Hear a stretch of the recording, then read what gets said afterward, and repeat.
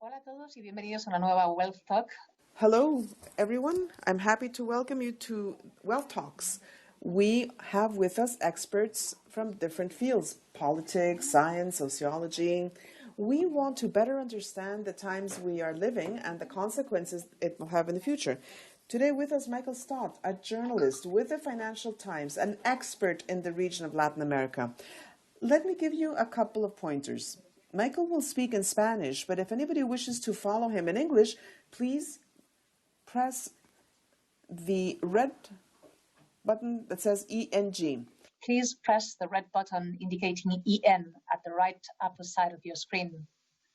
Pueden enviar sus preguntas o comentarios a Michael utilizando la... You can send your questions to Michael. You see that up in the center of the screen. And you can also visit our Santander Private Banking website, Beyond Finance, and you'll see our previous sessions. So I leave you with Victor Matarans, who will open the floor. Victor. Hello, thank you, Christina. Hello to all of you connecting from Europe or from the Americas. We're going to be devoting this talk to analyzing the development of the pandemic from a healthcare, but also an economic and political point of view, and laying specific emphasis on Latin America. As you know, our customer base in the region is very large, and I'm convinced that we're going to be joined by many customers for that reason. As Christina was saying, we have Michael Stott with us. He's an editor of the Financial Times for Latin America, and he's an expert in the region. Michael has had an over 34-year-long career. He's traveled throughout the world, and he's lived in countries like Brazil, Mexico, and Colombia in the 90s, countries which are very familiar for all of us. And I'm sure that there are lots of people connected to this conference from those countries. He has been focused on following up on the pandemic in the last few months. And so without further ado, Michael, welcome. How are you? Hello, Victor. Thank you very much for inviting me. I'm delighted to be here, and a big hello to all the Santander customers joining us. Thank you. Apart from all that I've said, many people don't know that your father is a virologist, and so pandemics is something that is, I'm sure, second nature to you. I'm sure that you've gained a lot of knowledge about virology. Yes, my father spent long hours in the lab. Sometimes he even invited me to join him, and he was even investigating coronavirus in the 70s, because this is a very well-known family of viruses. It's not something that's new. And when the pandemic started, he said to me, I don't understand why people are making such a big hoo-ha about the virus, because we've known this virus for a long time. Of course, it's a mutation of an older virus, which is more powerful than the previous ones. But another interesting thing, Victor, is that he reminded me of something about AIDS, and he said that in spite of 40 years' experience with AIDS in the whole world, we still have effective treatment, but there is no cure and there is no vaccine against AIDS. This doesn't mean that the same thing is going to happen with coronavirus, but it should be remembered that there's no guarantee that we will have a treatment or a vaccine. Well, I hope that this is not the case, but what you're saying for us, well, this has been a newcomer, really. This virus has been really a very unwelcome guest in our lives, and I'm sure that we could all agree that he might have stayed at home. Anyway, in these few months we've had this crisis. In spite of the fact that you say that the coronavirus had already been studied since the 70s, what new things have we learned?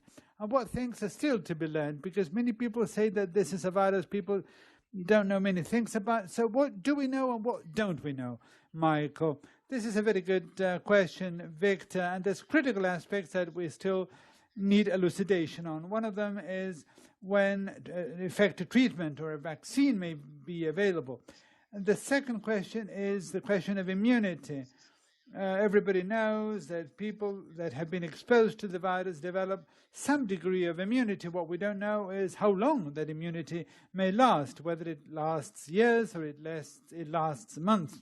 And the third question that we are faced with is a question of genetics, the genetic makeup of this virus. Why does it so severely affect some people, killing them, but whereas other people may develop no symptoms? We know that it may related with people's age, with some pre-existing conditions such as diabetes, but there are other aspects which are related neither with age nor with diabetes.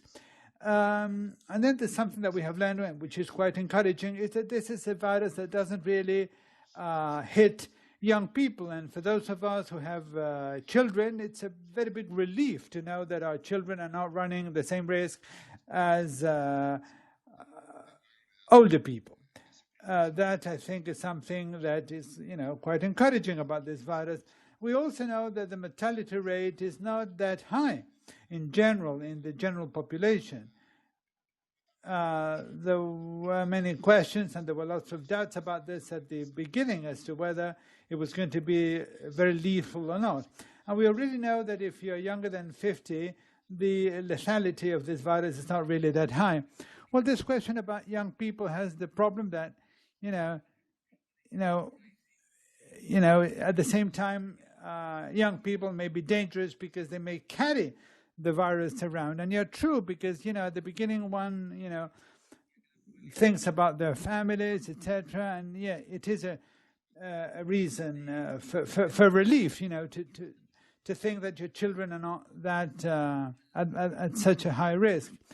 Yeah, we have gone from a time when people were very optimistic, when the healthcare system suddenly became, able to cope with the virus. But now we've had upswings in Germany, in Peking, in Germany. So what do you think is the most likely situation in this scale back that we are experiencing in Europe? And what should Latin America learn from the European experience? Because what it seems is that we learn little. In Europe, we saw what was happening in China and then in Italy, but we didn't seem to have taken much heed of what was happening elsewhere. So what lessons do you think that Latin America can learn from what's happened in Europe? Well, yeah, there's been 3 different phases, Victor. The first one was the Asian, the Chinese phase. The second one was the European and North American crisis. And the third crisis was the Latin American crisis. And if you look at the evolution of the pandemic, halfway through April, most cases happened in Europe and the United States. But nowadays, over 50% of new cases are happening in Latin America. And the percentage in Europe has really shrunk a lot. So the nature of the pandemic has changed a lot. It's now a pandemic that is basically hitting developing countries, especially in Latin America. But the question of upswings is really something to be expected, because lockdown, such a strict lockdown, doesn't kill the virus. It just restricts it. It limits it, but it doesn't, put an end to it. It's not treatment. It's just a cautionary measure. So it doesn't extinguish the virus. It just reduces transmission. So it is to be hoped, or it is to be expected, that as people start going out and people are released from deadlocks, more contagions will occur. And in Europe, in Germany, they've had great success in the testing and follow-up of the virus. The Chinese were also quite successful. They were very diligent in the management. They, I would say, of course, there were certain abuses. They, imposed some policies which would be terrifying in Europe, but they have been very efficient, and this is undeniable. The Chinese government, doesn't, really care about people's privacy, and they pry into people's mobile telephones. They have access to people's transactions, people's communications, and they make the most of this information, and they've, really used this to control the pandemic. So Well, one might say that this is an example of how to manage things successfully, but at the same time, I think that in Europe, not very many countries would have dared apply those policies. Yes, very few countries would have done that. What do you think now, if you talk about the health care situation, because in Latin America, countries are at a phase where things are still growing. What do you think we might expect in the next few months in Latin America? Well, it's very, the situation in Latin America is really very worrying. I've been watching it closely. What has been seen in the region is that most countries, with some exceptions, adopted the same measures as European countries did. You know, strict lockdowns and confinement and closing borders, etc. The problem, Victor, is that after a few weeks, you know, these measures have shown not to be efficient in Latin America. And the reason is very simple, because there is a very large level of informal economy. About 50% of those countries' economy is informal. And these people need to get out of home in order to make a living, in order to keep the pot boiling. So these measures that work in Europe cannot work in Latin America. And at the same time, the image of Latin American governments is very poor. People don't trust their governments in Latin America in general. And apart from that, in the two largest countries in the region, Brazil and Mexico, there have been populist leaders who have followed Mr. Trump's model of playing down the pandemic and try and focus people's attention to, you know, fast economic recovery. And this is really very risky. But we don't know what the end of the story will be. Yes, clearly, Michael, you had an interview with the president of Ecuador, and I think he was comparing the pandemic to the First World War. Do you think that this can be compared with a war? Well, it's an interesting question, Victor, because Lenin Moreno, the president of Ecuador, was saying that for him, this was the first time that the whole world was being affected in the same degree by something, whereas in the so-called world wars, these were basically wars between Europe, the United States, a little bit of Asia in the Second World War, but Latin America and Asia didn't participate at all. But now, at a different level, the use of the word or the concept of a war to talk about this pandemic is not very appropriate. Of course, politicians like it for obvious reasons, because they can win a lot of support by, you know, saying that they want to unite the people behind them. But if you look at the economic impact of the pandemic, you can't really compare it with a war, for a very simple reason, because in wars there is physical destruction of infrastructures, buildings, etc., and therefore after a war there is a very huge need of reconstruction. But pandemics are not like that. Pandemics result in a depression of economic activity, but there is no destruction of infrastructures, and so, you know, you don't need a reconstruction really. And then also in a war, you declare victory, you beat your enemy, there is a ceasefire and a truce, and that's the end of the story. But unfortunately, in a pandemic, things are different, because there's going to be a series of battles. We will win some, we will lose some. There's going to be upswings and downswings. It's going to be, you know, it's more like a guerrilla warfare. Yes, well, but people tend to use lots of warlike terminology, right? The scaling down, the army of supporters, etc. Now, if we now turn to the economic part, Michael, first of all, at a world level, what do you think the effects of all this are expected to be? Do you think we already have some visibility about what is going to happen in the next 2 or 3 years? Is it going to be a V? Is it going to be a U? Well, it all depends on where you stand in the world. In China, we are seeing quite a pronounced V shape. In Europe, it's more like a U shape. And in Latin America, Well, it's really an L shape, I would say. So I really feel that, yes, the upcoming 2 or 3 years are going to be very different depending on where you are in the world.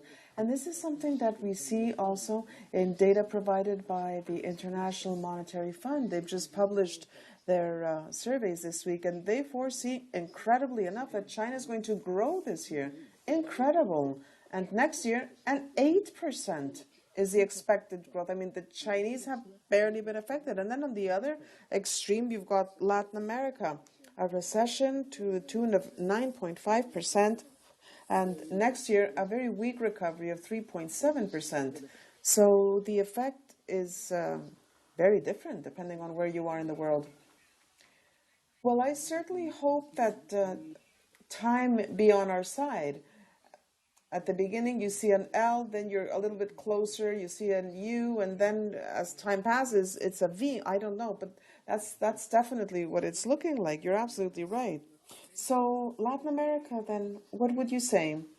Do you think that this is going to be a decade similar to that of the 1980s? What kind of a response can we expect from entities such as the IMF? Where does Latin America stand now?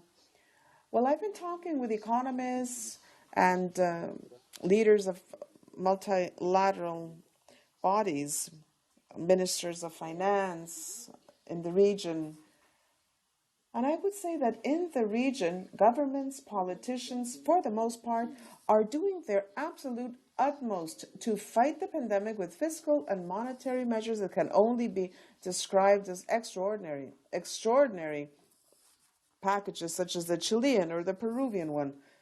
The exception is Mexico. The government of Mexico has decided that the response in the face of the pandemic is more austerity, and they will not grow their expenditures, which I find surprising. But for the most part, they're really doing their own. The problem is, of course, that Latin America was weak when the crisis hit. It was not fit. A banker said to me that there were very many pre-existing economic conditions, underlying economic conditions in the continent. And we know that's terrible virus-wise. Yes, absolutely. Unfortunately, that's what we're seeing. Yes, that's tremendous. And let me ask now, the United States, because at the end of the day, Latin America has a very intense relationship with the United States. So what is your interpretation? What's your insight? We have elections coming up in November. So what do you think the role of the U.S. is going to be? My answer to that is that the crisis has been terrible for the U.S. The U.S. has not presented a united front. It's been chaotic. There have been no real agreements, no efficiency. Trump is definitely relying on a very rapid economic recovery, which would allow him to win the next elections. We have a couple of months ahead of us. We don't know what's going to happen. Who knows? Before the elections, there might be a strong recovery, and he'll ride that wave. But at this point, I have to say that the wager is not what he wanted it to be. And the same can be said about Brazil. Bolsonaro wagered that the economy would allow him to ride out the pandemic. He has a virus that is out of control and a very unhappy population, but we don't know what's going to happen. We're only halfway there. And let me ask you now, you're in London, Europe, the UK, Brexit. What would you have to say about all of that? Let me answer by saying that this has not been good for England. I think that the country is not happy with the government's reaction, a very weak and inefficient one. In Europe, I think the example to follow is Germany's. I think they have been exemplary. They've done a great job. They have controlled the virus. They already had a very robust healthcare system, but the official response has been outstanding. And then something else about Europe, I think that we can learn from the Swedes. The Swedes took a different angle. They did not opt for strict confinement or lockdown measures. They had a higher mortality rate, but the social and economic impact has been much less. And the thing about the higher mortality rate is or is not acceptable, well, that's an issue that the Swedes will have to come to terms with. But I don't think that mortality rates have been out of control. I don't think that the numbers have been completely different from the numbers in other countries. So we see that less drastic measures are an alternative, guaranteeing control. Well, along these lines, at the end of the day, do you think that there are countries that can be defined as winners or losers, or do you think everybody loses out? My answer here is that the winning countries are Asian countries, Southeast Asia, the Chinese. They are living through a quote-unquote good crisis. They're doing well. They're responding very nimbly. They're availing themselves of technology very efficiently. I mean, this has been so very important for the Asian response. And I think that this is going to bolster Asia. This is a phenomenon that we have been witnessing for a couple of decades already. But Asia is increasingly important for the global economy, and that's only going to happen more frequently. We see IMF numbers. Asia is going to recover much more quickly than Europe and the United States. It is true that the IMF has made these numbers available, but there's a lot of persons now talking about many countries trying to reduce their dependence on China and Asia. Do you think that net this is going to be good for China? Well, I would say that countries are going to be less dependent on China, yes, but that's good for other Asian countries if you think about it, because for the most part, industrial production will not return to Europe or the US because the costs are just too high. So production is going to go from China to Vietnam or to Malaysia or to the Philippines. So it is going to remain in Asia. And for the Chinese specifically, I think in economic terms, they are going to be strengthened vis-a-vis the rest of the world, and also with regards to technological implementation, because they are rolling out 5G technologies at a very brisk pace, and this is absolutely essential for the next technological generation, and they have adapted beautifully to that. I would also say that they're being very efficient in terms of diplomacy. It's called mask diplomacy. This is Chinese presence of medical equipment, masks, and so on, which have made their way to Latin America, whereas the USA has done, in relative terms, very little along those lines. So once again, the Chinese are proving their mettle. Oh, I didn't know that. That's a very interesting fact.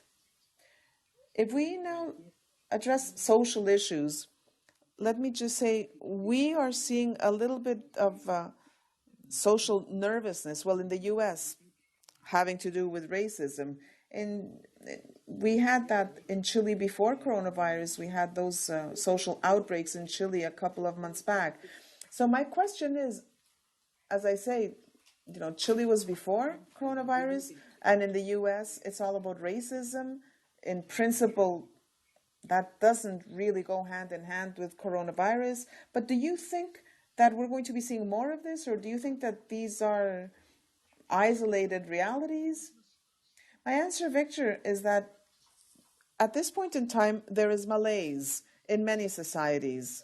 There is discomfort in the US, in Latin America, in Europe, partially as a result of economic stagnation, the loss of qualified work, jobs going to Asia, loss of competitiveness, and a relative economic decline. So there are many losers in society, many persons who are profoundly unhappy. And then comes the virus, which impoverishes many persons even more, and which makes the future seem even bleaker. So I think it's really like, Tinder. Everything goes up in flames because everything was ready to go up in flames. So I think that forward-looking, what we are seeing greater degrees of instability, more risk of upheavals and unrest. And by the way, the media, of course, act as loudspeakers because that's what the media does. Absolutely right, yes. And if we were to look at the entrepreneurial elements, there's something here which affects Spain especially, but Latin America in broader terms as well. We're beginning to see some sectors that are suffering very much. Transportation, for instance. What do you think that things will be back to normal? Because it seems that Europe, this summer, it's going to be Europe. We're going to be able to move about in Schengen, but the UK is going to be isolated. And if you think about America, the Americas, well, in principle, there's complete isolation. What would you say? Well, I think that air travel especially is going to be very difficult for a number of reasons. First of all, because you run the risk of bringing in infections from abroad, persons spending time together in cramped spaces, because that's what a plane is, problems in airports where many people come and go at the same time. So that's a number of fronts which are very difficult to handle. So I think that back to normal for air travel is going to take a very long time. I think we're seeing it in short hauls. They're going to recover first, because I think that people are going to be willing to accept a certain degree of risk. 1 or 2 hours flight is okay, but not maybe 12 or 15 hours in a plane. And furthermore, if the distances are shorter, the risk is less, because plans can be changed at the very last minute, you see, if the distances are short. So that, number one, short haul. Then slowly, not only because travelers and governments are afraid, but also because there's less money. People have less money. Companies have less money, because companies have been hit very hard, and companies need to, well, not scrimp and save, but they need to watch their pennies. And, for all of these reasons, I believe that air travel is going to take a long time, years, I would say, a couple of years to return to normal. Well, thank you for that. I think that we need to take a couple of things in mind. I think that we could perhaps think about persons raging to travel again, but that's not happened. Some persons are a little bit worried. Other persons don't really have the money, so we're not seeing those complaints. And let me ask about financial markets now, because, everyone is talking about how in the States we're looking at a V-shape in the financial market.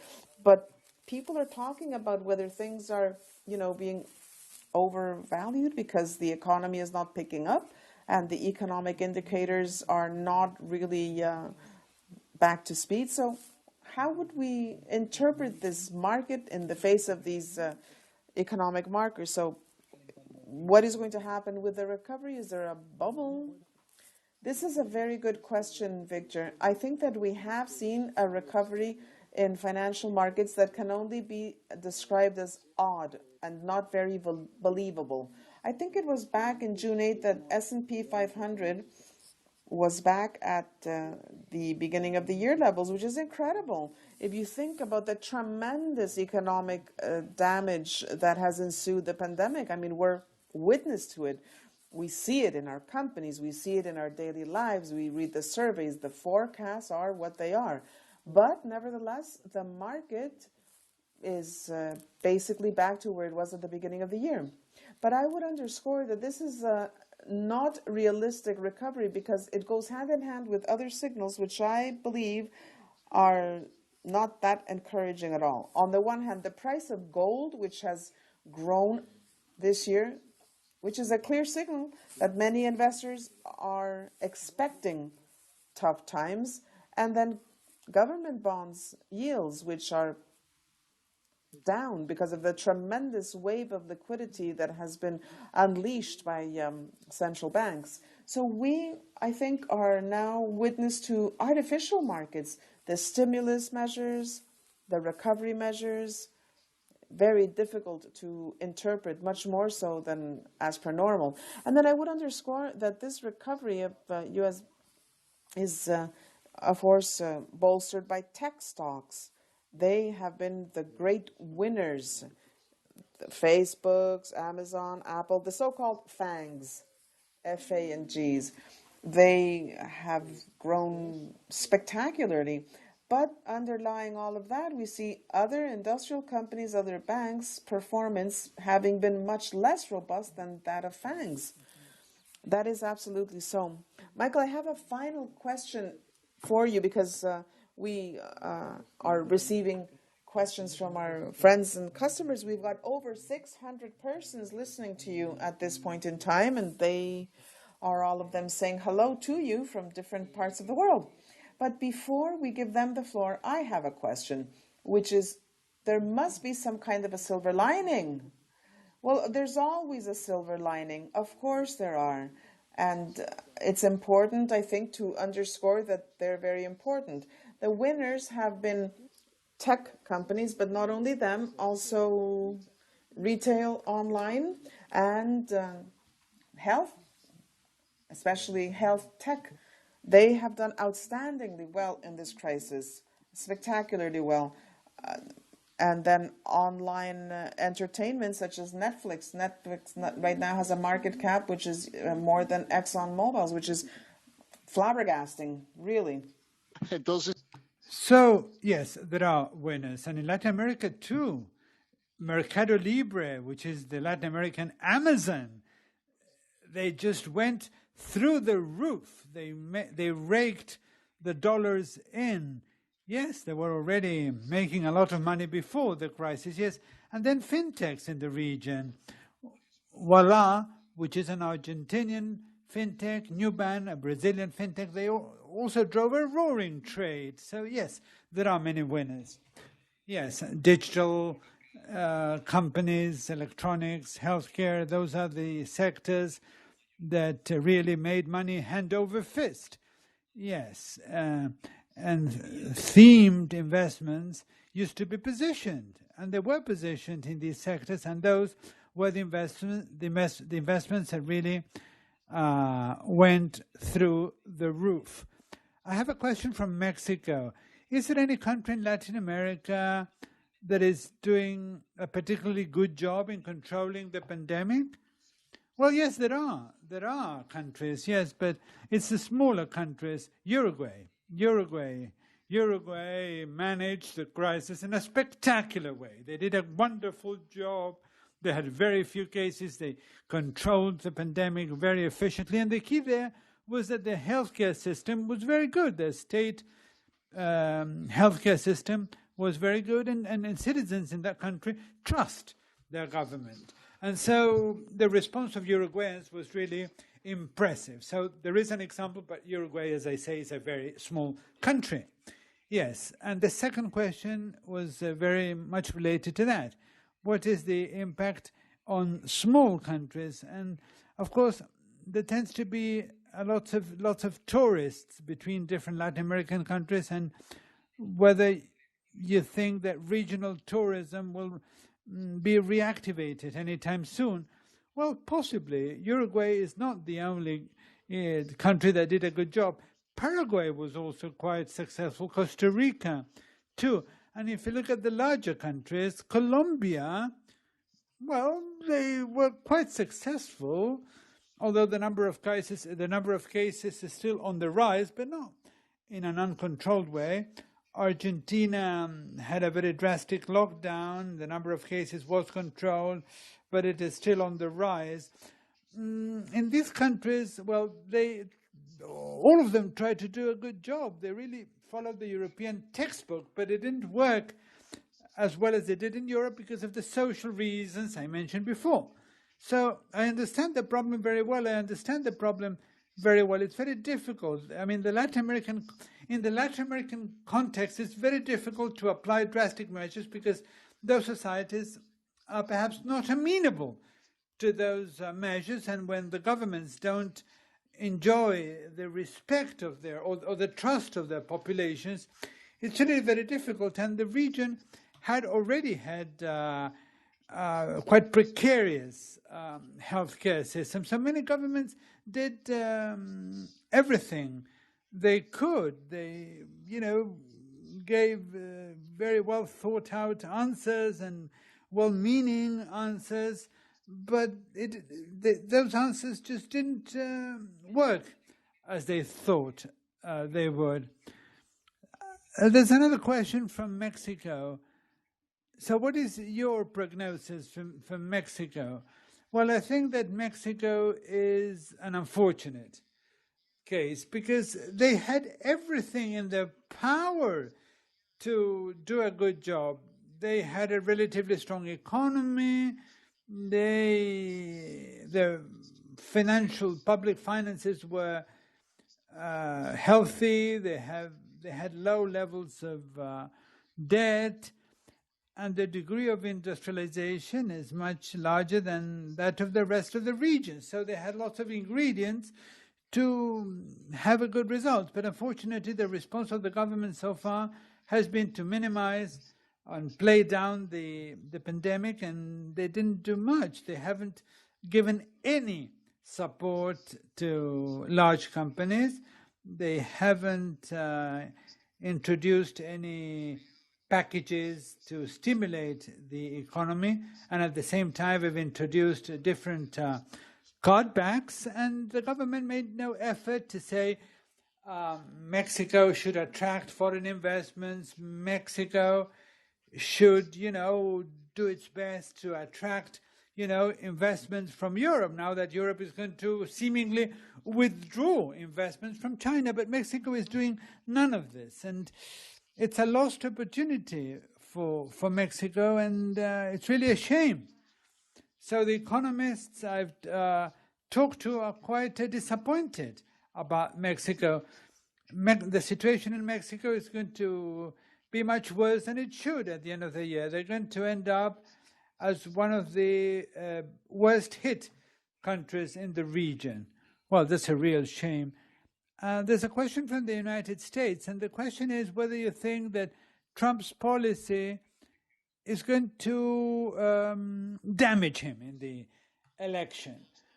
Well, it hasn't given him very good results so far. You can see this in the opinion polls. His results are the worst since Jimmy Carter. The opinion polls give him a difference of 2 digits with respect to Joe Biden. But of course, there's still many months left to the elections, and many things may happen. But at present, I don't think that things are going right for him. Right, thank you. There's another question here. What is the likelihood of massive lockdown in Europe after the summer? Well, that's a tough one. I think that a massive lockdown is rather unlikely, especially because citizens wouldn't accept it. I don't think that citizens are willing to accept another confinement, especially young people who are the ones that have suffered the most. People who, university students, they have really been badly hit by the lockdown, and they know that their risk is very low. Their personal risk is very low. So I think it's very unlikely that they will accept another confinement. If there was another surge of the pandemic, the right answer by governments should be to confine the elderly and the vulnerable groups. Separate the most vulnerable groups and let the others get on with their lives. Yes, I agree with you.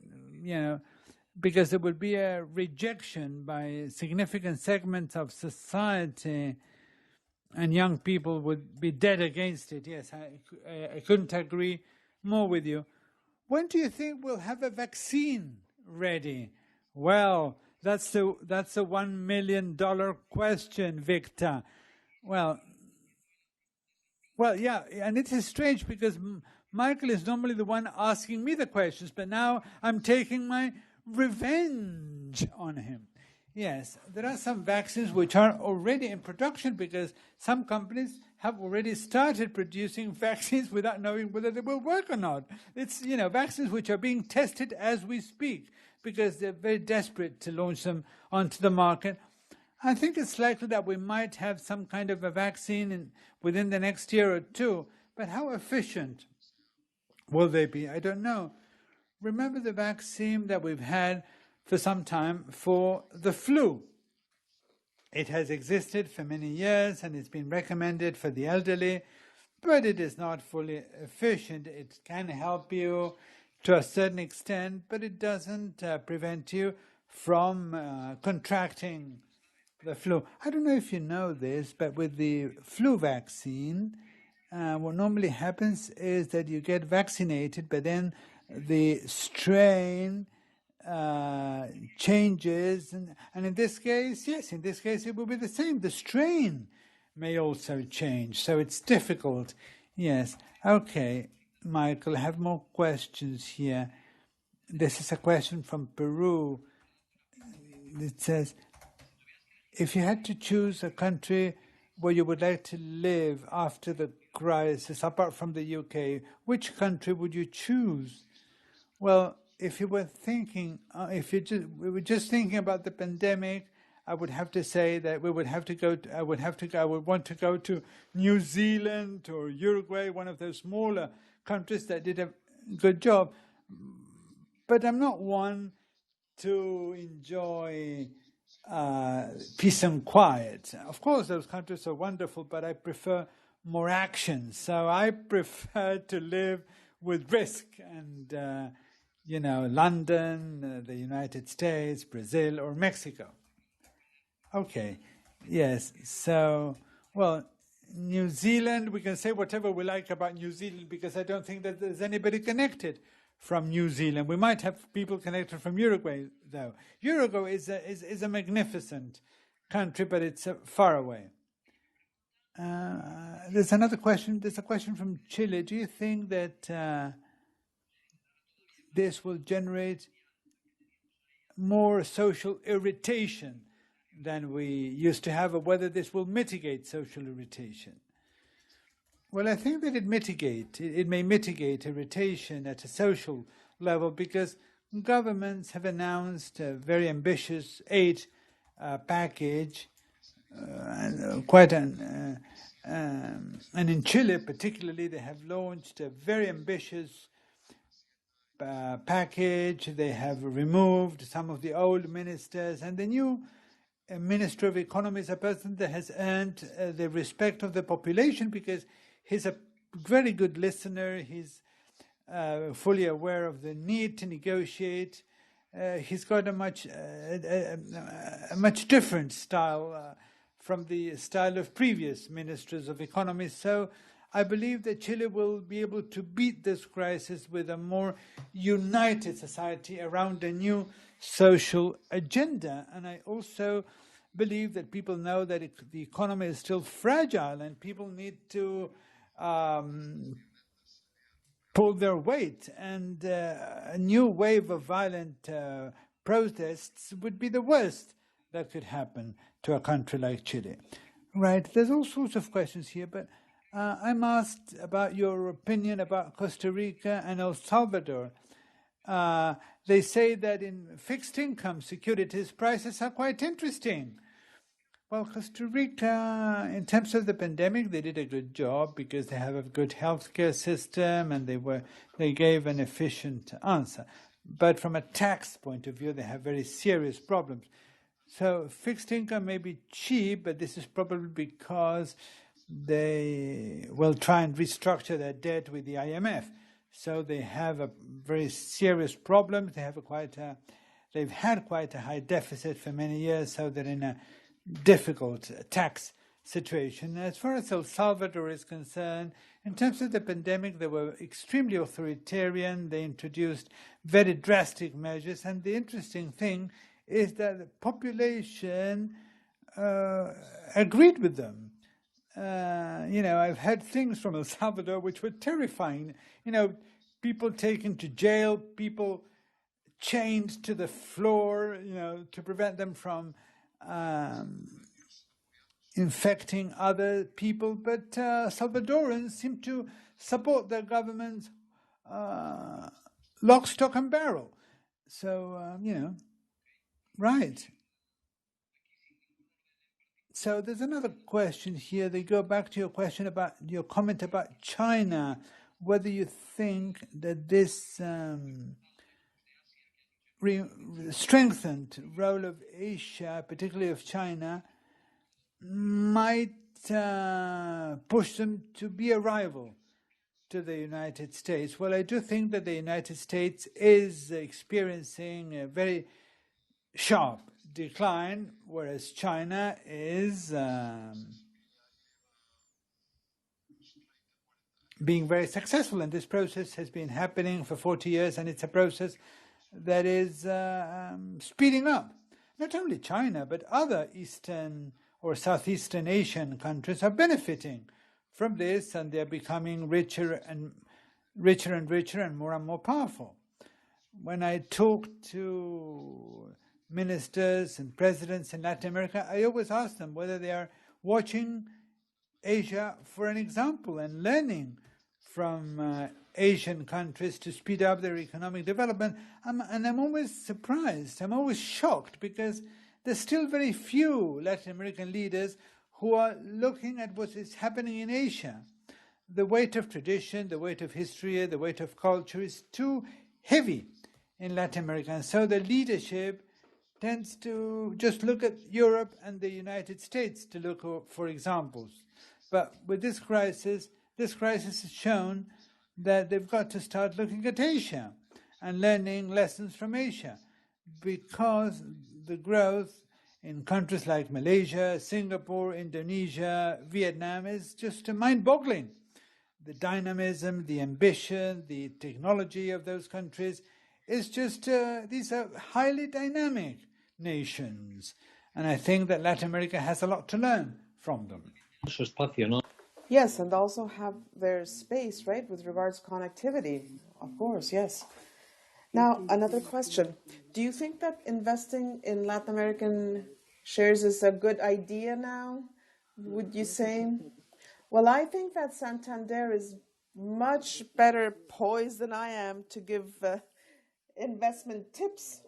No, we never talk about that. No, what I would say is that Latin America shares are definitely very affordable right now. And the opportunities, of course, are, as we say, very good for the brave. Part of the reason why these shares are so affordable is because of the tremendous devaluations that we've seen in Latin American currencies, especially in Brazil in the past month, but not only. And it's also true that Brazil, Mexico, Argentina continue to be very affordable for whoever wishes to invest, but always thinking about the long term. In Latin America, you always have to think about the long term. But yes, there are opportunities. I have a question here about Argentina. And they say Argentina. What about Argentina 5 or 10 years into the future? Argentina is a tough nut to crack. You visit the country and you realize that this is a vibrant country in entrepreneurial terms. You understand that people are very well prepared. Education is excellent. There's companies such as Mercado Libre, voila.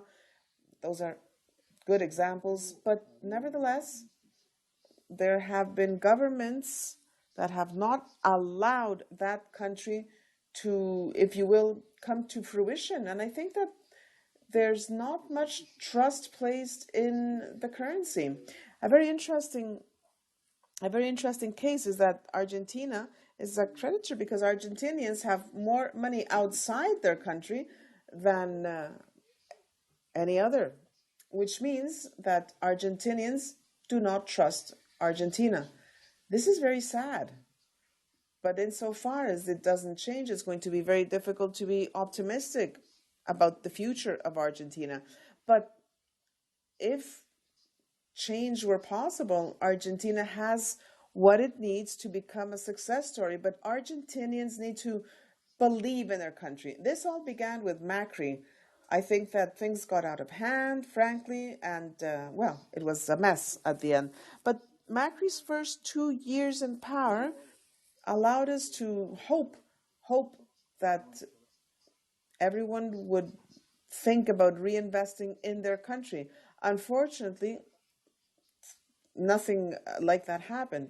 We would like for it to happen, but yes, you're right. At a given point in time, everything to be on track, but then it wasn't. Would you say that we're going to be seeing migrations from Latin America of the haves to more developed countries, or do you think that this is not going to happen in Latin America? I would say that the major migrations northward bound, no, I don't think so. Because, well, because Latin Americans are not made to feel welcome. The borders are closing down. But what we have seen is a huge internal migration within Latin America. And I'm talking about Venezuelans who tragically have had to flee their country. They are fleeing economic collapse at an unprecedented scale. So there are, in fact, 5 million Venezuelans outside of their country. That's a wave of refugees. And we don't know what the future holds for them. We don't know what the future of Venezuela holds for Venezuela. That's absolutely true. Venezuela. You're talking about Venezuela. And, well, no one's asked this question specifically, but I would like to know what your perception, what your reading is of this situation. Do you think that there's no solution? Do you think that there's a midterm alternative? Victor, I would say that Venezuela is a tragedy, a terrible tragedy in Latin America.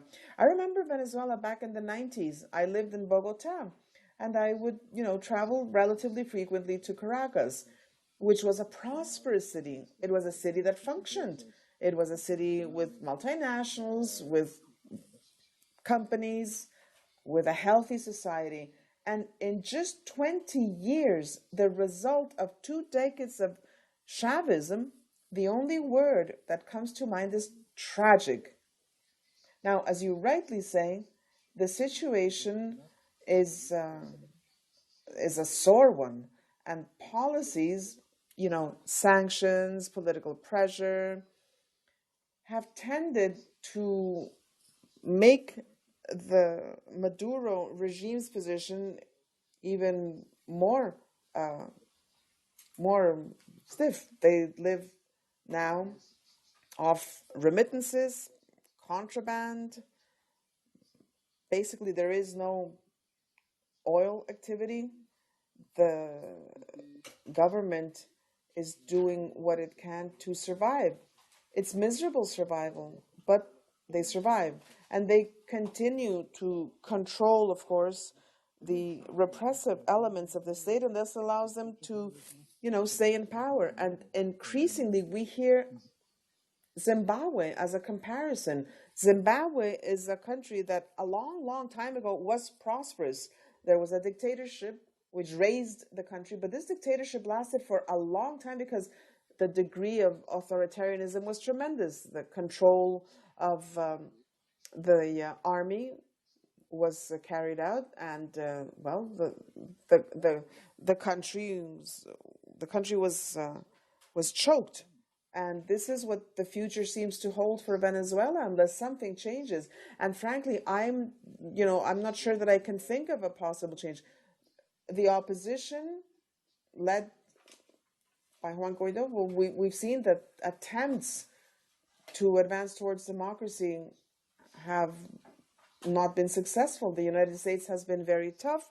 Maduro will not negotiate. The economy is paralyzed. The Russians and the Chinese and Iran continue to uphold Maduro. It's very difficult to really understand what the end result is going to be. We don't really think that there's a way out. No, it doesn't look at all hopeful, does it? Do you think Europe should say anything, do anything?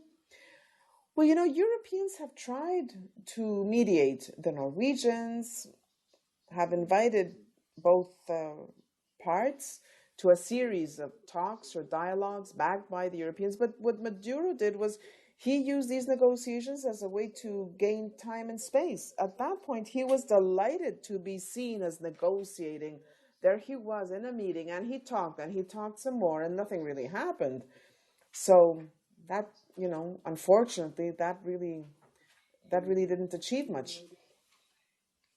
I have a question here about tourism.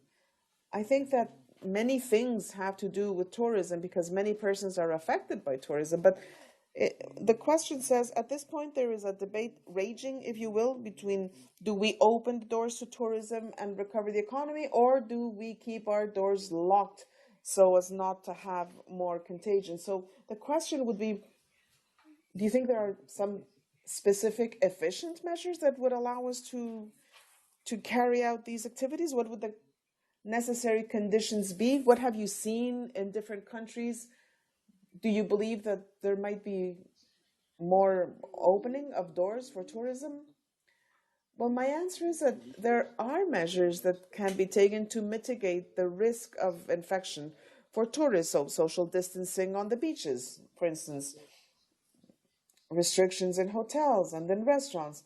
The question is, how many people are going to want to, enjoy their holidays under those conditions? Absolutely, because it doesn't sound too enticing, does it? No, not at all. No.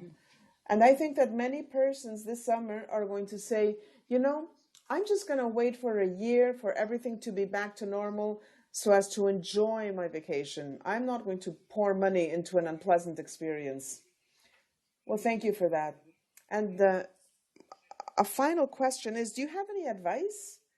Any advice for our Latin American friends who are listening in? What would you say to them? Well, I think that we should be optimistic. I think that we need to remember that no matter how terrible everything seems to be, of course we're going to overcome it. We have overcome other crises before. This is another crisis that we will overcome and that we will learn from. And remember that there are opportunities. I think that for Latin America, it is an opportunity to celebrate technological transformation and overhaul, the implementation of green technology. Environmental sustainability is important, and also we need to think about building better healthcare and education systems, which are going to be good for the population in general. And if Latin America does what it needs to do, it will be strengthened and it will overcome the pandemic successfully, and it will be able to look more confidently into the future. Absolutely. Well, thank you so very much, Michael. I hope that your optimism is contagious. And I think that this has been a very useful session. As I said before, I have taken advantage of your presence to ask you all kinds of uncomfortable questions, because that's what journalists like to do themselves. So thank you very much for having spent time with us. So thank you very much on behalf of the bank, on my own behalf, and on behalf of our friends and customers. I have to say it was a great pleasure. Thank you very much for having invited me. And thanks, of course, to all of the persons listening in. Before I say goodbye formally, please remember that we have Wealth Talks, and you can actually see them, santanderprivatebanking.com, and on July 9th, we meet again. So thank you. Thank you very much to all. Michael, Godspeed. Goodbye.